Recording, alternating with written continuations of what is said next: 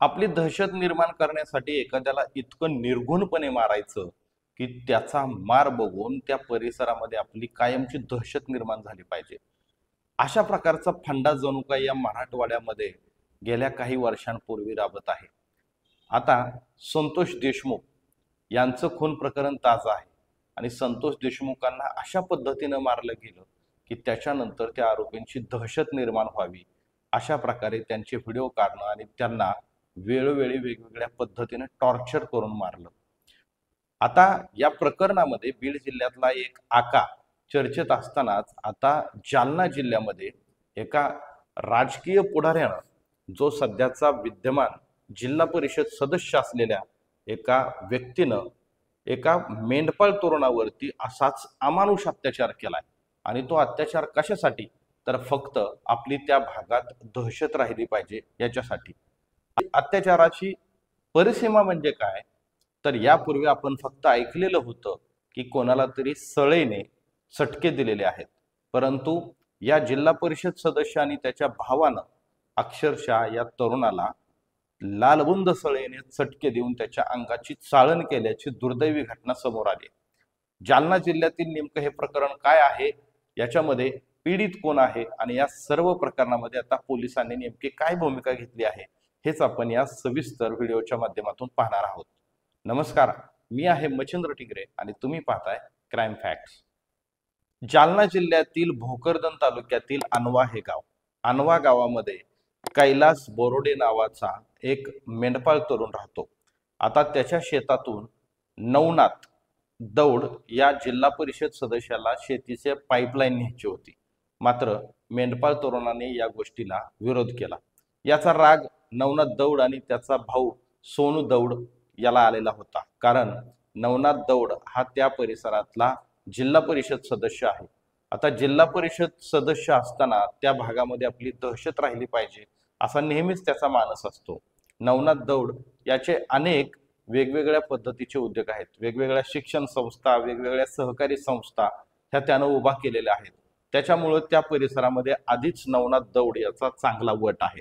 मात्र हा कोणतरी मेंढपाळ असलेला तरुण आपल्याला आडवा आला, त्याच्यामुळं आपली त्या परिसरामध्ये नामुष्की झाल्याची खंत त्याच्या मनात होती.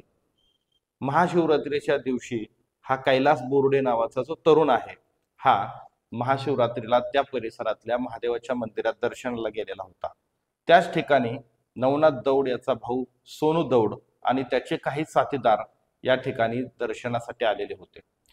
नवनाथ दौड आणि सोनू दौड यांच्या डोक्यामध्ये या पूर्वी झालेल्या घटनेचा राग त्यांच्या डोक्यात होता. त्यांनी संधी साधली आणि कैलास बोरुडे या तरुणाला त्यांनी बाजूला घेऊन चुलीमध्ये सळई लालबुंद करून त्याच्या अंगावरती चटके दिले. ते चटके इतक्या मोठ्या प्रमाणावरती दिले की या कैलास नावाच्या तरुणाच्या अंगाची अक्षरशः चाळण झाली. आता एवढ्यावरच ते थांबले नाहीत, तर कैलासच्या गुप्तांगावरती देखील त्यांनी लालबुंद सळईचे चटके दिले. या घटनेनंतर त्या परिसरामध्ये एकच हाहाकार उडाला. विशेष म्हणजे हे चटके देतानाचे व्हिडिओ काढून त्या परिसरामध्ये दहशत निर्माण करण्याचा या नवनाथ दौड आणि त्याच्या भावाचा हा पराक्रम होता. खरं तर नवनाथ दौड हा शिवसेनेचा उभाटा गटाचा तालुका अध्यक्ष देखील आहे, मात्र आपल्या पदाचा गैरवापर करून त्या भागामध्ये दहशत निर्माण करण्याचा हा त्याचा प्रयत्न. शेवटी कैलास आणि त्याच्या साथीदारांनी पोलिसांमध्ये हा प्रकार सांगितला आणि तेथील काही सामाजिक कार्यकर्त्यांनी हा प्रश्न उचलून धरला. यानंतर पारध पोलीस ठाण्यामध्ये नवनाथ दौड आणि त्याच्या भावाच्या विरोधात खून करण्याचा प्रयत्न असा गुन्हा दाखल करण्यात आला आणि त्याच्यातील आता एका मुख्य आरोपीला पोलिसांनी अटक देखील केलेला आहे.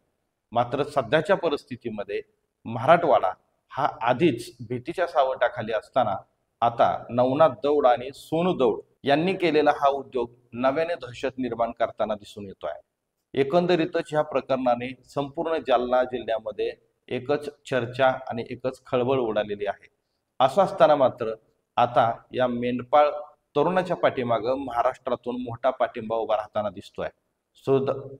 दुर्दैवानं अद्यापही मीडियाच्या लोकांपर्यंत ही बातमी तितक्या पद्धतीने गेली नाही किंवा याची बॅक हिस्ट्री जी आहे ती मीडिया समोर आलेली नाही.